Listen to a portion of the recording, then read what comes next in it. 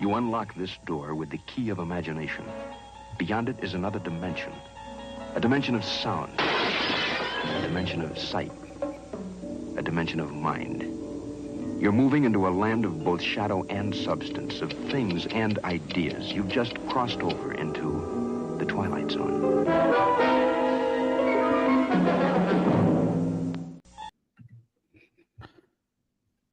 Picture, if you will, the city of Cleveland and the fans of the Cleveland Browns around the world. High from the unlikely triumph in Baltimore just days earlier.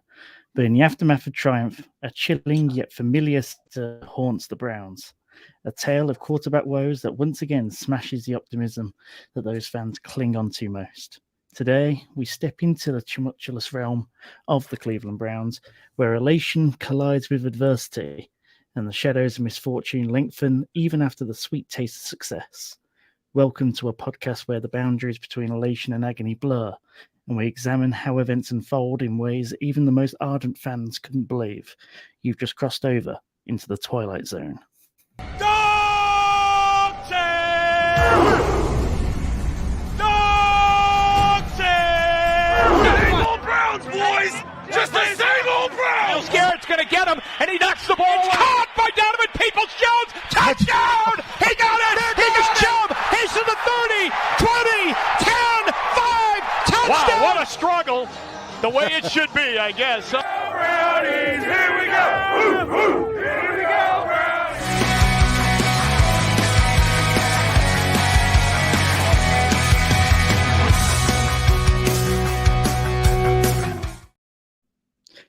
Yes, something a little different for you this Friday evening. Stupidly enough, that was all inspired by my trip to Disneyland Paris. But hey, some positive news, folks. All three of us are in the same recording at the same time. I'm Josh Edward, joined by Sean Blundell and Owain Jones. Chaps, feels like forever, doesn't it, since we've all come together? Let's start with the positives there. Sean, how are you doing, mate? If no one's watching the video version, Sean's doing the whole Movember thing, and his beard is already just full. Like he can shave. Like he's completed it already. I'll go for the Joel Batonio look, mate. I've got the body type as well, so I won't get myself trained up to get on the offensive line. We could do with a couple of guards as backup, couldn't we? So yeah, maybe that's my calling card, man. Absolutely. A wine, probably a little bit more patchwork, maybe. Yeah, to get onto Sean's level, but. You're definitely looking a little bit more full than me in terms of the whole Movember vibe. Are you doing that at all, or? No, this is just not bothering to shave. It's just you. But now that I've seen Sean looking like that, then I'm going to have to put some effort in for the rest of the month. I'm not going to be able to grow what he can grow, but I'm going to have to add some style points to it or something. Yeah, that's I shaved mine completely off about a week ago. I ended up completely failing, but I'm looking to grow it back. Anyway, that's enough of the small talk. Let's get into it. First of all, Spencer, thank you very much for that. I hope that that brought back some memories. If you haven't watched the Twilight Zone before and you listen to this podcast thinking, what on earth just happened there? 60s show, really, really great television. Definitely recommend. It's felt like that this week, if we're quite honest. As you both in the podcast on Monday,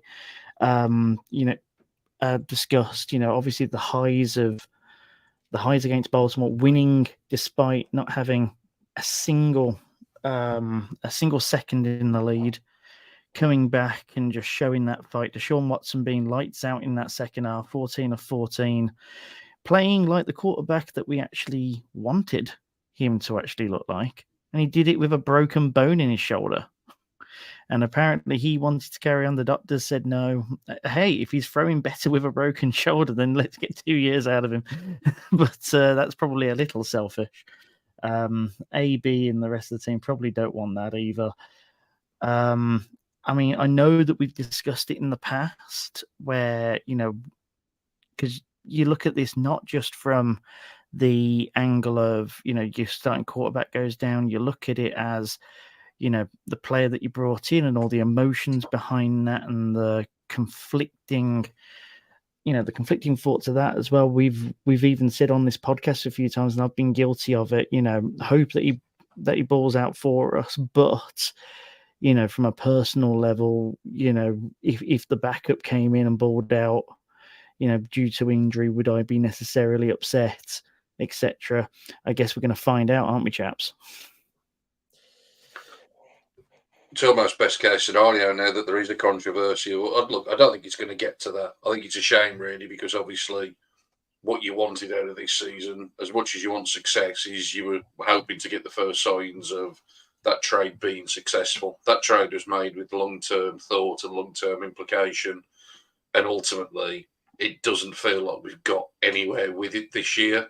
We've had, a dodgy start to the season, potentially some reasons behind that in terms of the weather on the opening day, then obviously everything that happened in the first Pittsburgh game. Good signs then against the Titans, and you thought, hello, something's clicked. Then obviously we've had the whole injury saga. He's been away, rushed back, looked awful in that game when he did rush back, then obviously looked better when he did come back the second time. And as you say, there's no doubt about it, was by far his best second half as a Cleveland Brown by an absolute country mile. Me and Owain spoke about it the other day. Not necessarily the flashy throws, but it was the command of the offense. He was taking the right decisions. He was scrambling with his legs when he needed to. It was looking like when the game was on the line that he was the guy that was going to go and win the game. And ultimately, that's all you want from your quarterback. So it's a shame that it's come to an end in this way. You'd have liked to have had another 6 or 7 games of just evaluating where that was going as much as anything else. He obviously, you would feel, gave you a better chance of winning these games. I don't think it's season over, far from it, and we'll touch on that. I think we're all still quite optimistic amongst the three of us on here, and we'll get into the reasons why we probably think that. But yeah, just a real shame. Obviously, it was a real gut punch after such a high of the weekend, and obviously fully expecting that he would be back out there. Worst case scenario, maybe he'd miss another week or 2 with the ankle, but obviously to have a season-ending injury was a bit of a shock when the news started filtering through on, was it Tuesday or Wednesday? Wednesday, wasn't it? I think when it started filtering through. Yeah, which obviously that's a shock because you're there. I mean, Owain, I think that it was you that said, check your notifications on the Wednesday. It's midday, probably 1 o'clock on Wednesday. You're there thinking all good. It was the ankle sprain that we were expecting to hear news from on Wednesday. Definitely nothing with the shoulder, but this, you look at the Browns now, and you look beyond just Deshaun Watson as well. You look at both tackles, one out for the season, the other for at least 4 weeks. You've got your main running back, your world-class MVP caliber running back gone. You've got your $260 million dollar quarterback gone as well. But yet you look at the league, and I'm hinting onto something that I'll come on to in a second that we've just got through as breaking news. But the NFL is seemingly getting injured left and right, no matter as to which team or which player it is, apart from the Steelers at the moment.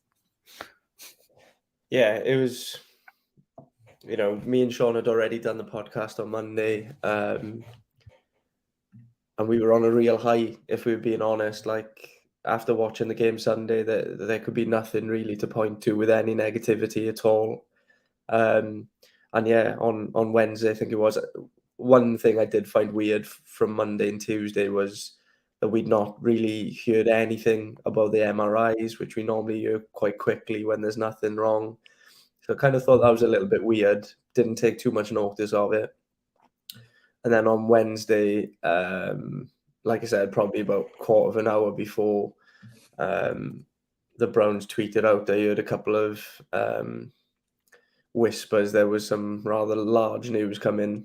And then the closer we got to that, don't give up your sources, mate. No, I'm not going to. But yeah, the closer we got to that announcement, it went from, I think, speculating that there could be like some extension on the way. I was thinking potentially Grant Delpit or Stefanski, Andrew Berry, something along that line, just to keep the positivity flowing throughout the week. And then the closer we got to that announcement, then I kind of heard what the news was, and yeah, it was kind of like buckle up. Exactly, and exactly. To your point, like, I felt the same way. It's been real like mixture of emotions for me, like this week regarding the news.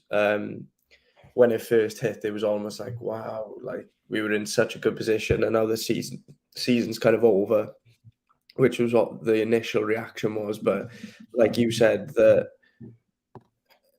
when he doesn't play, I almost feel like I could connect a little bit more with the team. Not that I can't when he is playing, but when he's not, I feel like I can connect with every part of the team a little bit better than what I can when he's in. So although you punched the air a little more when PJ Walker was winning the game, for example. And it's a completely different watch, isn't it? Like when you're watching PJ Walker, you're not expecting a great deal.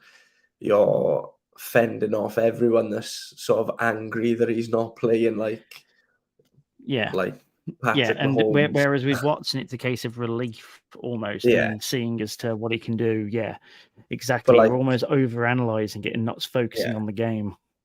But on a human level, I can sort of root for those players a little bit more than what I can Watson. So, a few days removed from the situation, like I feel really hopeful. I feel excited that we get to see DTR now hopefully for an extended period of time, and see what he can do. Yeah. And the chances of us winning the Super Bowl, chances of winning division, chances of being a playoff team have taken a significant beating. There's no beating around the bush. Like, that's just the reality. Absolutely. Although we're going to be really positive about it on this podcast, that is the reality of the situation. But there's a lot of things to be excited and positive about.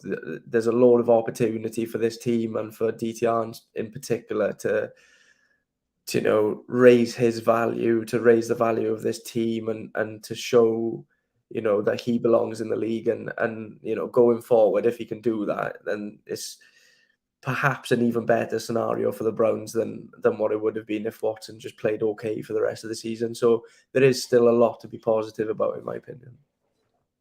Yeah, like you say, there's been a roller coaster of emotions as well. When you just look at it, I've just got a lowdown here of the high and low points throughout the year.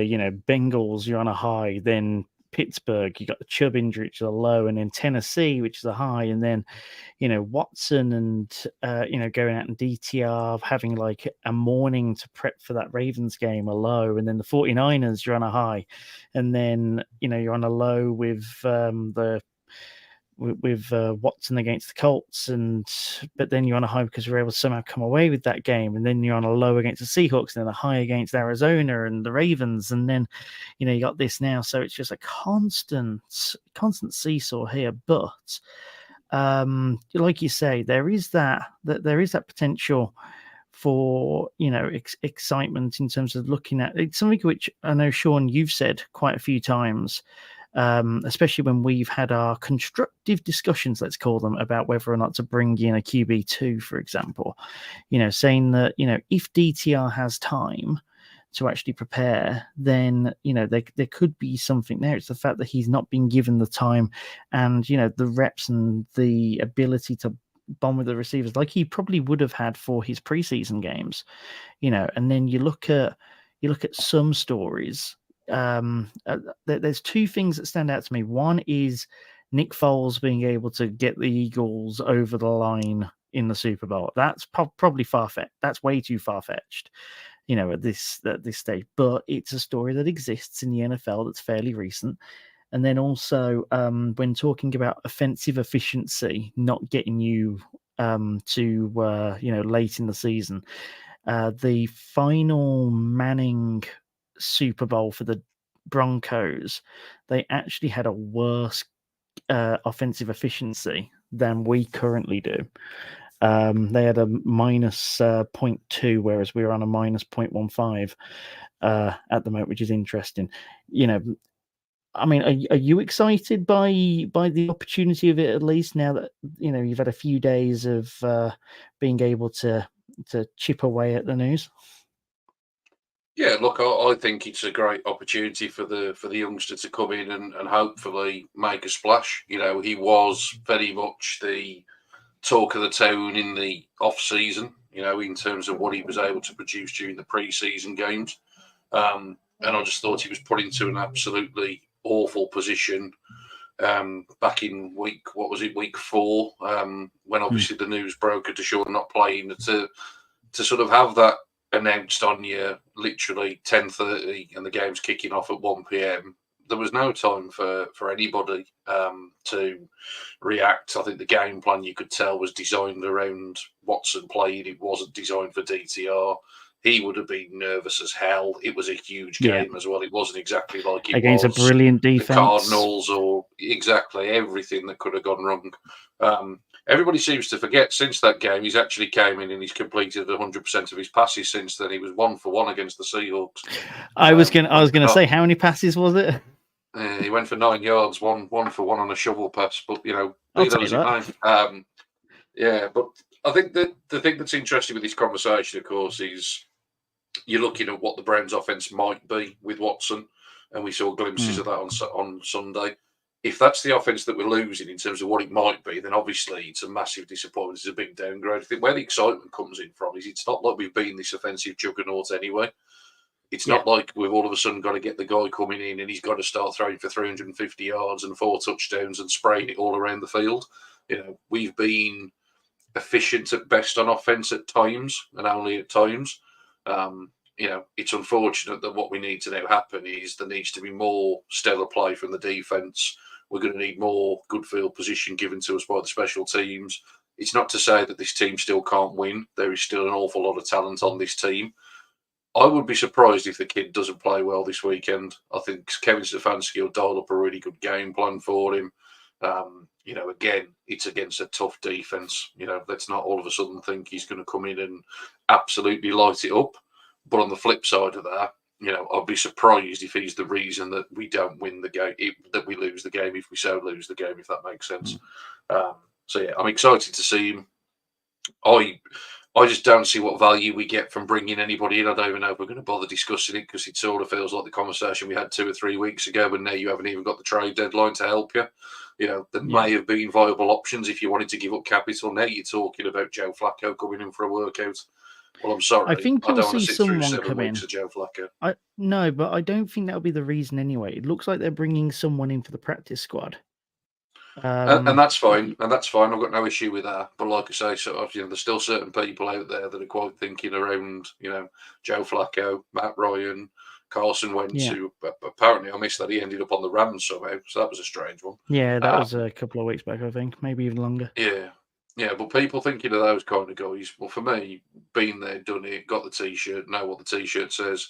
I mentioned in our chat earlier, Brock Purdy came in at a similar time last year for the 49ers, and everybody thought, well, that's the season over. And Brock Purdy went on to win all of his regular season starts, and the only game he lost was the one that he got knocked out of in the conference championship. Now, they may well have lost that game anyway. We'll obviously ultimately never, ever know. But he was good enough that he actually won the starting job this year. He was good enough that they gave up on Trey Lance, who they'd given the farm away for, to go and get him. So there is precedent there that these guys that you're not expecting can come in and do the job. I don't think it'll create the controversy, because I think, like I say, whatever happens, unless we go on and win the Super Bowl, and then I don't see how you go back then. But I just don't see that happening, unfortunately. But he's got 7 weeks to build my hopes up, so fingers crossed. Yeah, I just go back to a conversation that we all had in August where Owain was beating the drum for this situation. It's mad that it's this situation. I don't think that part of me hopes that you weren't serious, because I would then be concerned about the powers that you have. But it's not a terrible stretch of the schedule to go. Yesterday, and news that has just come through from now, of which I'll just announce, Joe Burrow is out for the season for the Bengals, which means that Jake Browning is now the starting quarterback for the Cincinnati Bengals. So that has suddenly become one, and the AFC North has become considerably weaker. Mark Andrews is out for the season for the Ravens. Lamar Jackson is potentially on one leg. We don't know what the results of any tests, or if any tests have actually been run as of yet. In regards to Lamar Jackson, the Pittsburgh Steelers are the healthiest team in the AFC North, but yet they are relying on Kenny Pickett, so that's like having an injury of itself. It's all of a sudden anyone's game, and Thompson. Let me put this out there, right? So if I'll ask some yes/no questions here, right? Because I feel like we need to actually move on and talk about the game at some point. But do you think that first of all, do we think that Dorian Thompson-Robinson can be a net contributor, i.e., he's not going to do what we've asked for the quarterback of the time to do each game, of which is don't lose the turnover battle, and don't lose the games ahead, like more than half of them. Seeing nods without actual verbal. Remember, this is a podcast, folks. Audio helps. I can't be the only one providing audio. He's talking, but he's on mute, mate. It's the schoolboy error. I was waiting for him to respond. He's on mute. That's what's happened. Damn. I'm not 100% sure that it's within his nature just to be safe and not try and be a hero from what I've seen of him. That said, I think he's capable of taking this team to where it needs to, to the playoffs anyway. I just think. All right, in that case, can DTR win half of these games? Yeah. That's what I think we were asking at this point. Yeah. Yeah? Yeses from both? Yeah. If we get into the playoffs, I'm not even talking about a division title here. If we get to the playoffs, is Kevin Stefanski Coach of the Year? Yeah. For me. Potentially, yes. He's certainly in the conversation. Yeah, because honestly, it would be insane when you consider that Watson's played, 4 games? 5 games? And not particularly played well in most of them either. Yeah, and yet here we are. So, you've got that going for you as well. And like you said earlier, Shaun, the offense has not been firing, so the positivity is definitely there. So yeah, that's how we'll take this going forward. We are a positive podcast. We're called the Believeland Brits for a reason. And we believe on this podcast by judging by what we got here, but also just touching on that news from last night. How big of a blow is that for the Bengals and for the Ravens as well? Because I find that Mark Andrews is WR1 in Baltimore and WR2. It was that's huge. I watched the game in 40. Well, first of all, I just want to touch on that prediction that I made in pre-season because we're starting to get away from that. If I've got any magic left in the tank after last season, if this can just be the one prediction I just get right for the rest of my life, that would be greatly appreciated to whatever God is up there. Oh, absolutely. Oh, mate, drinks on you for... drinks for you for flipping all the off-season if that somehow happens. Oh, that would just be the best. I'd be asking for a statue of you to be built outside Cleveland Brown Stadium next to DTR. I couldn't care less if I finish bottom pick'ems for the rest of my life if this prediction... Oh, absolutely, yeah. Sod that. To move on to the game last night, I thought it was stunning the way that was played last night. I watched the game in 40 this morning, so obviously you get to see every play, and it was just incredible. The game was so physical. Yeah. Obviously, didn't really see a replay of Mark Andrews' one, but as soon as that tackle gets made and you see his ankle sort of crumple underneath him, you're like, yeah, oh, that looked bad. And then you look for his number then in the subsequent plays, and he's not there, and you're like, oh, that's huge for the Ravens. Well, Lamar removed his helmet. He thought it was truly bad, and they even cut to a commercial break at the time. I actually stayed up until the end of the third quarter. So they cut to a pretty long commercial break. He ended up walking off on his own power.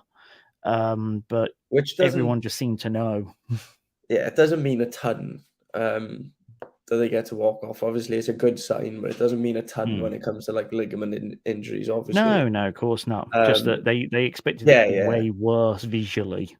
It ended up not being, but still a season-ending injury. I think it's really lucky on the Ravens front that they actually drafted Zay Flowers, because I think a Zay Flowerless team now without Mark Andrews would be in real trouble of not being able to move the ball. Yeah. But that said, what I found even more stunning, and I won't touch on the Burrow news all that much because I think it was pretty obvious last night that he was in a bunch of trouble with, when you've seen him throwing that ball and he just couldn't grip it whatsoever. I thought, yeah, he's in a massive amount of trouble. But what I found the most stunning was the Bengals were 14 points down, I want to say, in the fourth quarter, couldn't move the ball. They were cooked. Like, the Ravens had won the game. Lamar Jackson would hobble onto the field for their offensive drives, and then they would still be calling read options where he'd be running with a ball and, on the verge of taking hits, and he'd be trying to juke and all of this stuff on a bum ankle. And I was just watching it in just disbelief to why Harbaugh would want to send him out there when the game was won, why Jackson would want to keep doing that and putting himself in danger, when the game was won. And I think, we spoke about it at length before the start of the season when we were doing our AFC North predictions and stuff. Can Lamar Jackson stay healthy for a full season? And you look at that in a week, what are we now? Week 10, week 11? Yeah. You look at that and you think, mate, that's not sustainable. You can't. It's not sustainable, and it happens to him every year. Every single season. And you look at the same thing with our QB that we were saying, other people have been saying, you can't keep on taking those hits because one of them is going to eventually put him up for the season. Lamar Jackson can't keep doing that every single week, especially when the games are won. So, yeah, watching that game last night gave me even more confidence that the Browns have still got a lot of legs left in this division race. And obviously we'll have a major glimpse into how true that is on Sunday with the game that we've got coming. But yeah, I feel pretty confident after yesterday, I've got to be honest. Yeah, and I guess it all comes down to, making sure that this offense can not shoot itself in the foot, essentially, and with that, I'll move on to Sunday's game. So obviously, for those of you who don't know, it's a 6 p.m. kickoff. Browns hosting the Pittsburgh Steelers. The injury report for the Browns has come out. So Goodwin and Thornhill are both out. Those were both expected. DeJuan Jones and Dunn are both questionable. Everybody else is available, apart from those who have gone on IR, such as Watson. So from the Steelers side, they have not yet declared, but it looks like Fitzpatrick will still be. I don't think he's trained today. I don't think he's trained all week. I think the others will be okay by the looks of it. So I'm just taking a look now.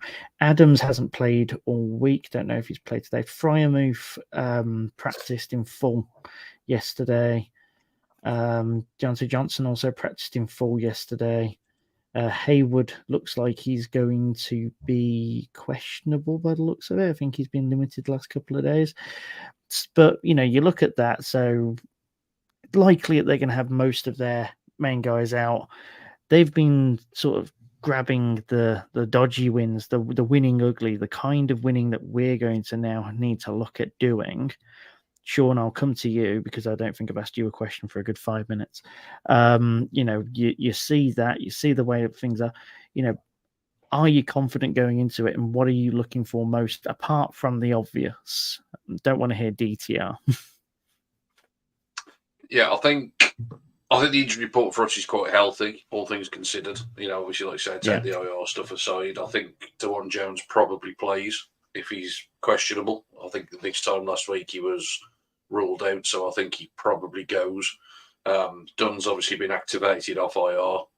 Again, if he was not going to be ready, I doubt that they would have reactivated him. So I would imagine that'll be your backup depth on the line. The line needs to play better than it did last week, particularly that right-hand side. James Hudson had quite a few procedural issues and obviously was decent enough in the run game. I think the commentators called out a number of times that the Browns ran it quite well, particularly to that right-hand side.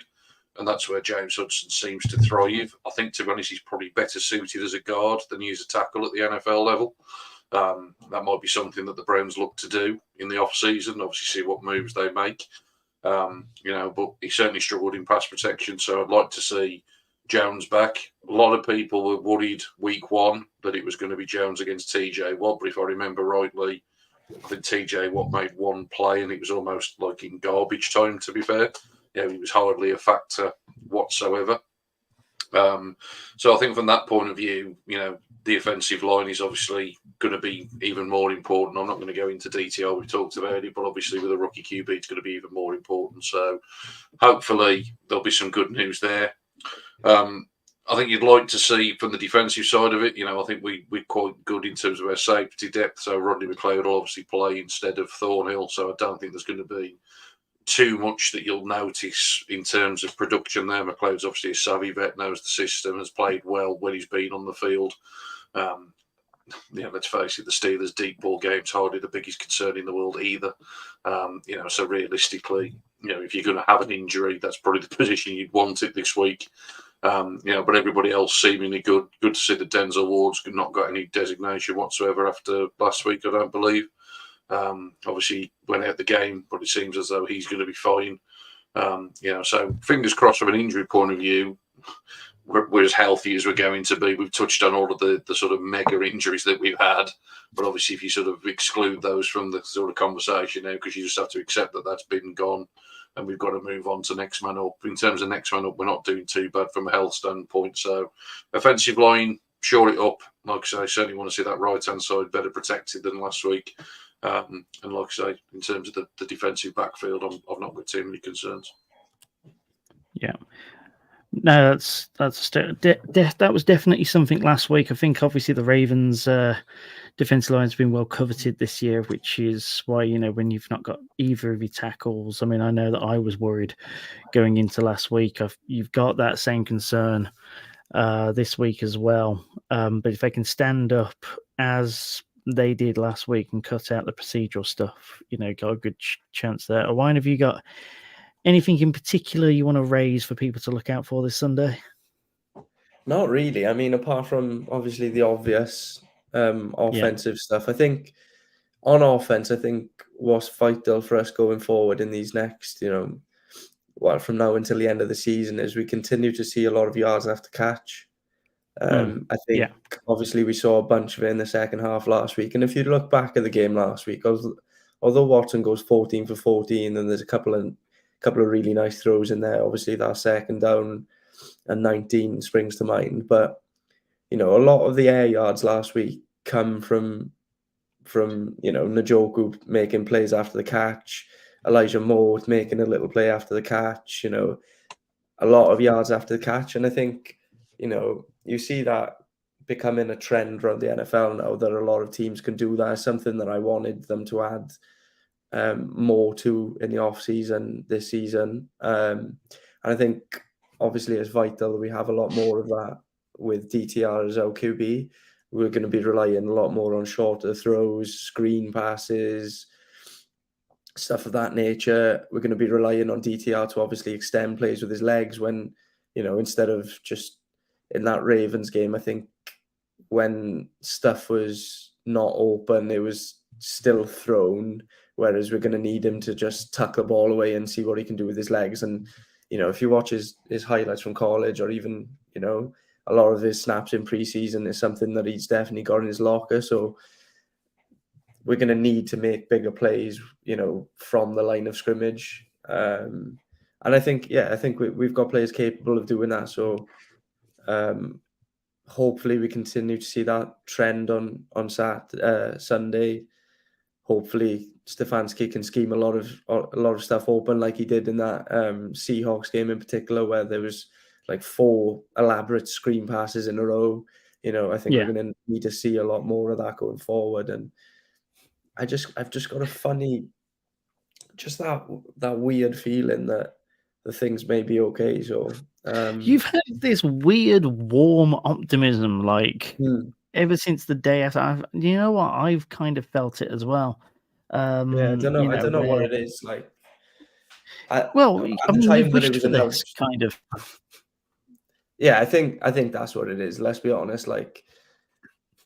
Although this last 2 years in particular have been some of the maddest 2 years and news stories and events that have happened, for us to endure as Browns fans, it's been a mad couple of years, but it just feels like this is what Browns fandom is, isn't it? It's these massive, massive things happening to us all the time. And, I just think, even if I didn't feel good about DTR as a player, I just think, at some point, things have got to return to a bit of normalcy for us as Browns fans. And also you look at the team that we're playing, for them as well.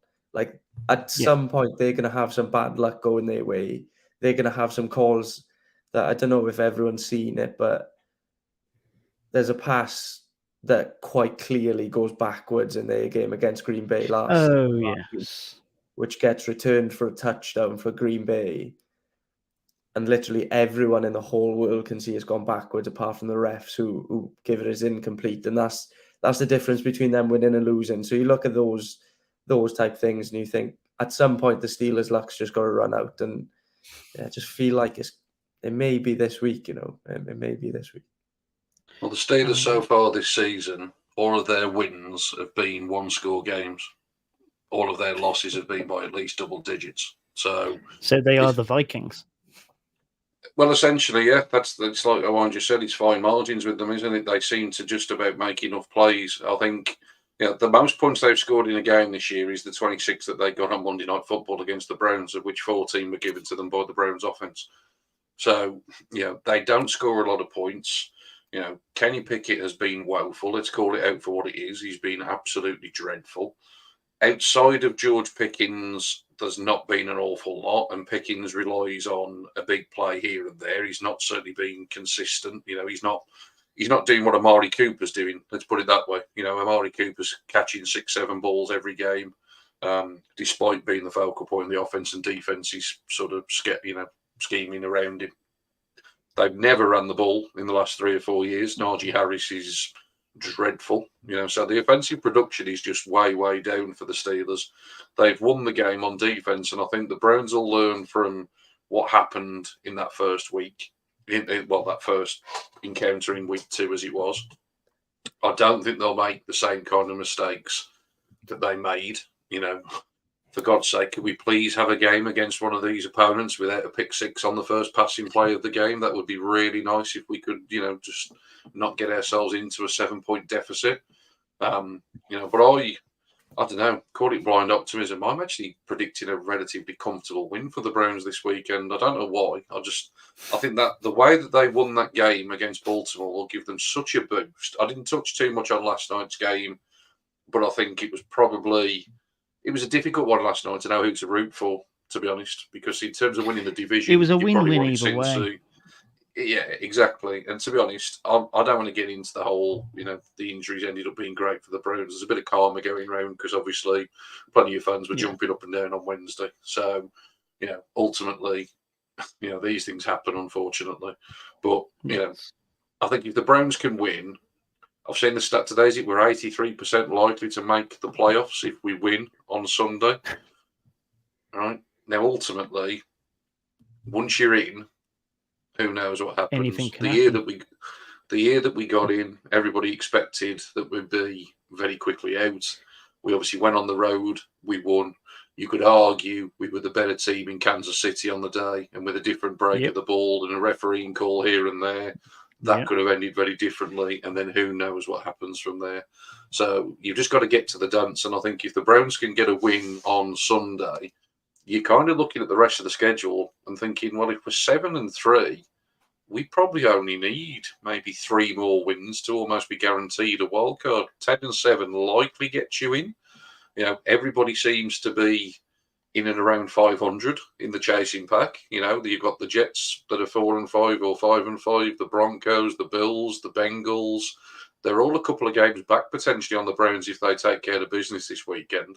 So I think it's a huge, huge game. You know, and fingers crossed. I mean, like I say, I did touch it. I think Cincinnati are done for the year. Right? And I think, to be honest, Joe Burrow's injury is almost a bit of a white elephant in the room. They've been crap when he's played anyway. Right? Yeah. They're ranked in the bottom 10 on offense. They're ranked 31st on defense. They just haven't played well this year. It happens.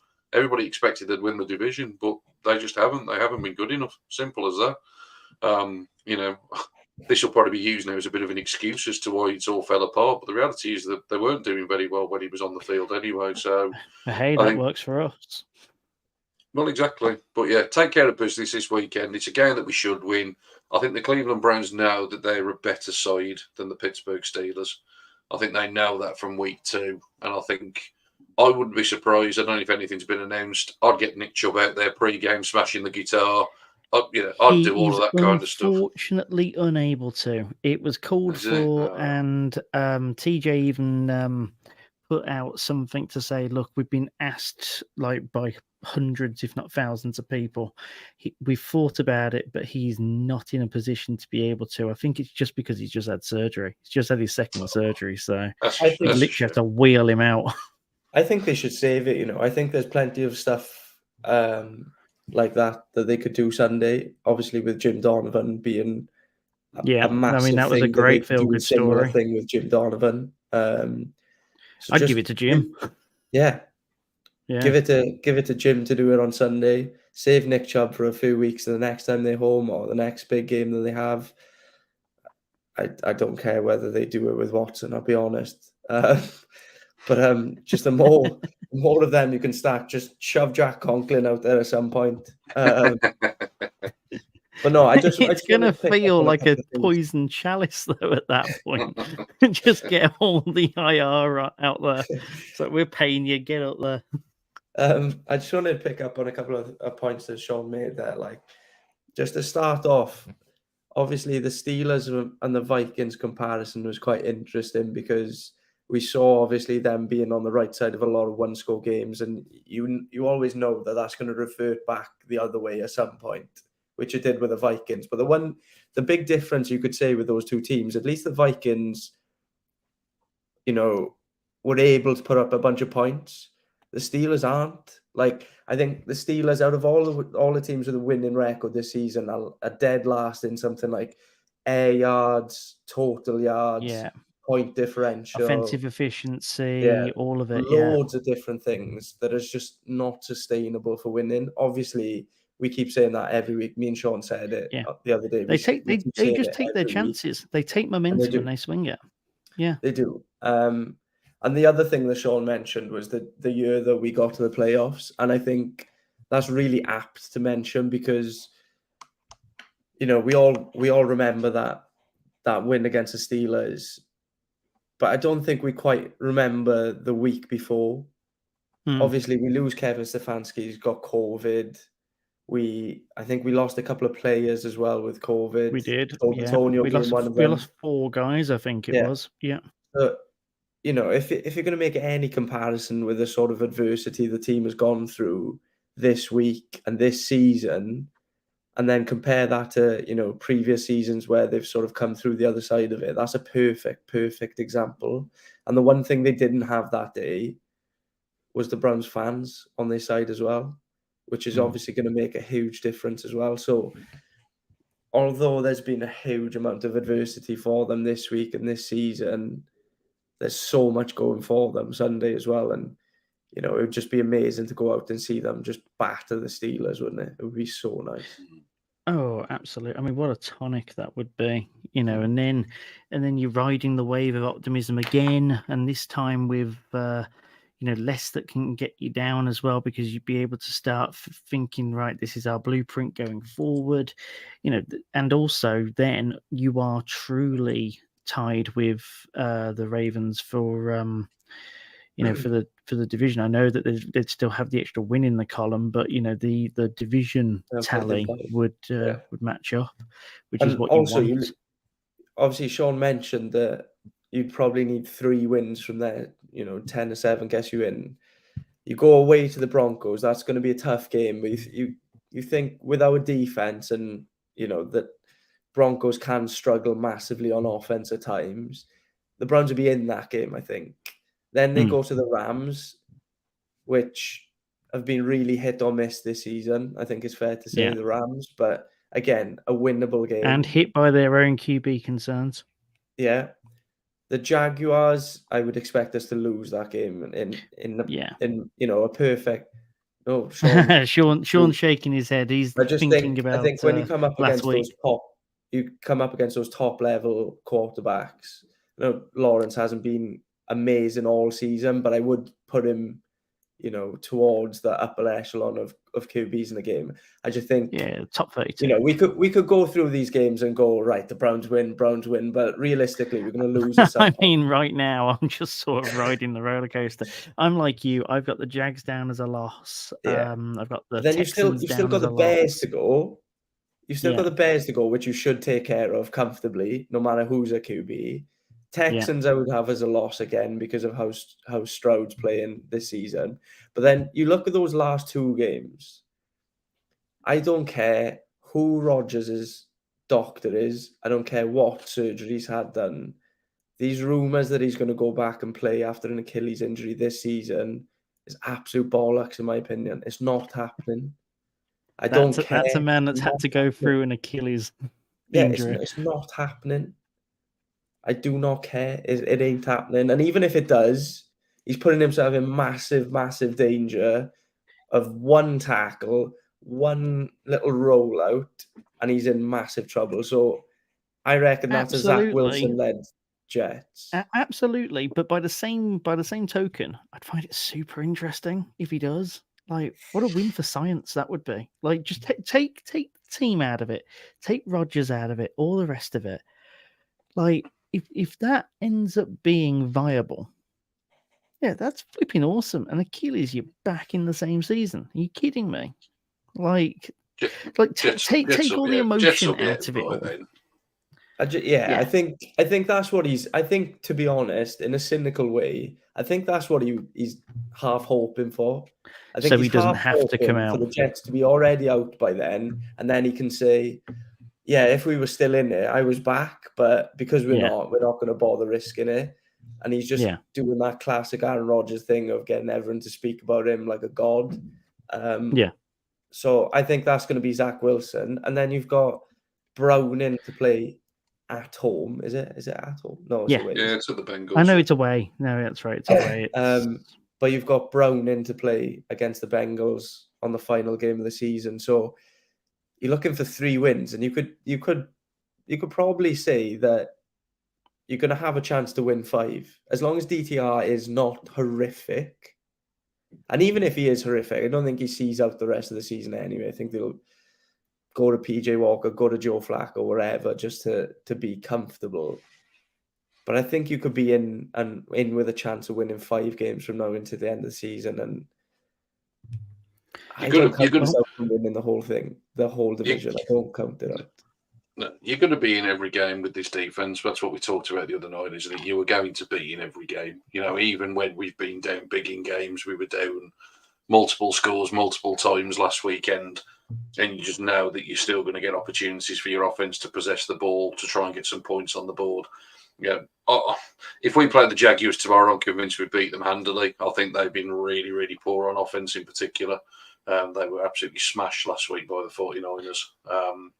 It's very much a what have you done for me lately league. If DTR goes out this week, throws 300 yards, 3 touchdowns, runs another one in and looks like he did in pre-season, then all of a sudden everybody will be on the bandwagon. So, I fully expect that the Browns will take care of business this weekend, and then I think a lot of people will be a lot more comfortable than they have been the last couple of days. But I think there's enough in this team. Care to proffer a score? That's pretty much all we got to do now. Yeah, I'm going to go for the Browns 27, the Steelers 10. 21-14 Browns. I've got something like 20-16 Browns in my head. A lot of field goals going on. Oh, lot by the of way, field Sean, goals go. I forgot to put it in last week, but I've blanked on his name. What's our kicker? Oh, that's a terrible. Justin Hopkins. Hopkins, sorry. His over-under went back down to 5.5 last week, and I forgot to put it in. I forgot to put it on. But that's something to watch out for this week to see what his over-under is, because anything under 6 and I'm smashing it every time. Oh, absolutely. I'm expecting field goals galore, gents, honestly, because all that he would have to do is get it to the 35 DTR. That, if you can get it to the 35, and, it's not even a case of just trusting DTR then. You've got your running game that you can lean on, like you say, you've got your yards after catch and all the rest of it. And, they've not got Fitzpatrick. He's now officially confirmed out. Okay. Neal and Adams are the other two that are out. And Fryermuth, obviously on the other side of the ball, is questionable. He's practiced for the last couple of days, but he's questionable. So, you look at that, when you look at what's being asked of you, you'd say there's a good chance there. So, turns out that we're I was expecting a really pessimistic pod on Wednesday, and look at us now. This is probably the most positive podcast that we've had in a long time. And hey, it's with the three of us here. We're going to call it there, gents. Nice 51 minutes of time there, maybe just a tad under when you take away my Twilight zoning at the start. But thanks for humouring me, and thanks everyone for sticking with it throughout. We'll be back Sunday, Monday, Tuesday at worst. Hopefully Happy Sunday. days. Yeah, we'll be back to review, hopefully of a positive performance. If it's anything like what these two have described, it'll be a fantastic show. So stick around for that. 6 p.m. start, Steelers week. We haven't really been able to even think about it as rivalry week. We've been too concerned. But Steelers week, big week, massive for the AFC North. And let's go and enjoy it. Go Browns.